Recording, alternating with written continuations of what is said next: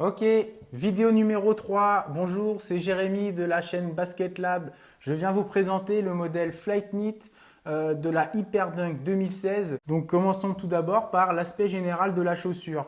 Nous avons une chaussure coloris USA, donc bleu nuit d'un côté, rouge de l'autre.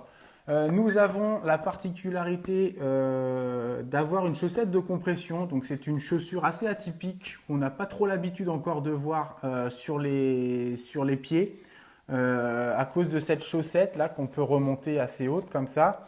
Donc c'est une chaussure qui va faire débat au niveau de son design. On aime ou on n'aime pas. Sur les photos, ça me paraissait atypique, donc je ne savais pas ce que ça allait donner. Une fois au pied, j'ai trouvé ça super. J'ai trouvé ça que ça vraiment, ça vous épouse le pied. Ça l'agrandit pas.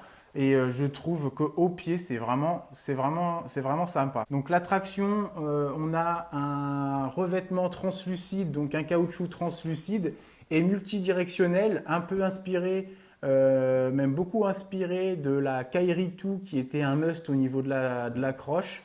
Celle-ci, c'est la même chose, ça part dans tous les sens et elle va vous couvrir vraiment sur tous les changements de direction sans aucun souci.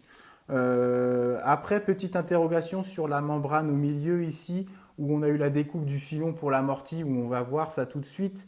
Est-ce que ça vous fait du grip en moins, donc est-ce que ça va avoir des défauts? Bon, ça serait par la suite, on ne peut pas en quelques heures de basket le juger correctement. Donc l'amorti, très innovante sur la Hyperdunk 2016 là. L'amorti zoom donc sur l'ensemble du pied, le full zoom, mais qui va être juste en dessous du pied. Ils ont, sur la semelle extérieure qui est en filon, ils ont fait la découpe là qu'on peut voir et qu'ils ont fait en sorte qu'on le voit bien, hein, justement pour c'est toute cette partie-là.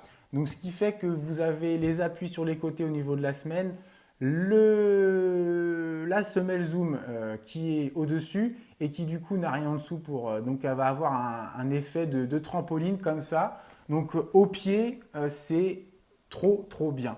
On a vraiment un super amorti, on a un effet de rebond, même de double rebond des fois, on le sent, bon ça ne nous fait pas décoller, mais c'est vraiment super agréable, j'ai vraiment kiffé. Donc ensuite on a le Flyknit sur tout le pied, donc à l'avant Flyknit mélangé avec de la colle pour avoir une plus grosse rigidité sur l'avant-pied et tout le reste en full Flyknit, c'est-à-dire 100% Flyknit, ce qui fait qu'on a une chaussure très souple. Même la chaussette, elle est très souple, très élastique à enfiler. J'ai pas eu du tout de difficulté à mettre la chaussure. Bon, une fois qu'on a passé la chaussette, il n'y a plus qu'à enfoncer. J'ai eu plus de facilité à mettre cette chaussure-là que la KD9 par exemple. On a un maintien qui est fait par ces petits filets Flywire ici.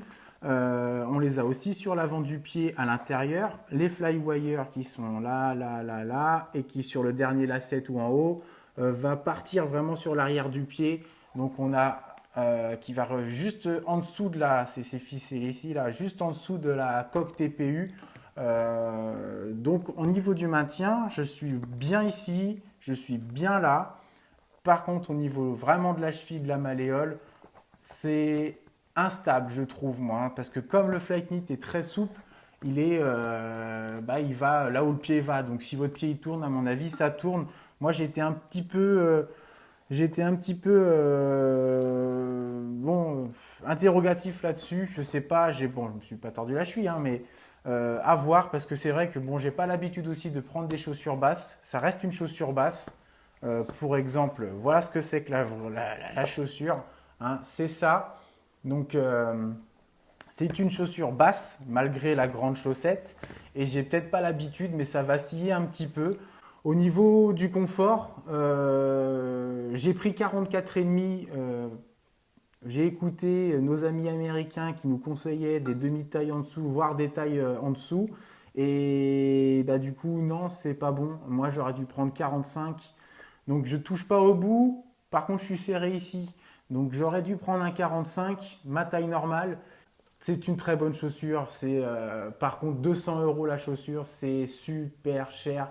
Si vraiment c'est pas l'aspect, on va dire, de la chaussure avec la chaussette qui vous plaît comme ça, allez plutôt voir les modèles en dessous qui sont à 120 et 140 euros, hein, les petites sœurs, hein, la Hyperdunk Low et la Hyperdunk Regular.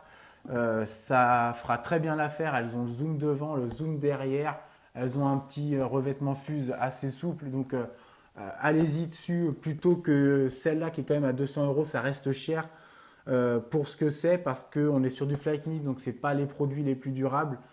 Mais c'est quand même le haut de gamme de la basket, le haut de gamme de la chaussure. Donc voilà, j'espère que cette vidéo elle vous aura plu et je vous retrouve pour une prochaine vidéo. N'hésitez pas à liker, n'hésitez pas à partager cette chaîne et surtout à vous abonner parce que nous avons besoin de motivation pour continuer. Voilà, en sachant qu'on va essayer d'avoir du coup la prochaine, la Jordan 31. J'ai peut-être des plans pour d'autres chaussures aussi parce qu'on ne nous les offre pas, hein, donc on s'arrange comme on peut. Donc n'hésitez pas à vous abonner et ben, je vous dis à bientôt, à la prochaine, à certainement 2-3 semaines, le temps que je me procure une nouvelle basket et qu'on puisse faire de nouveaux tests. Merci, à bientôt.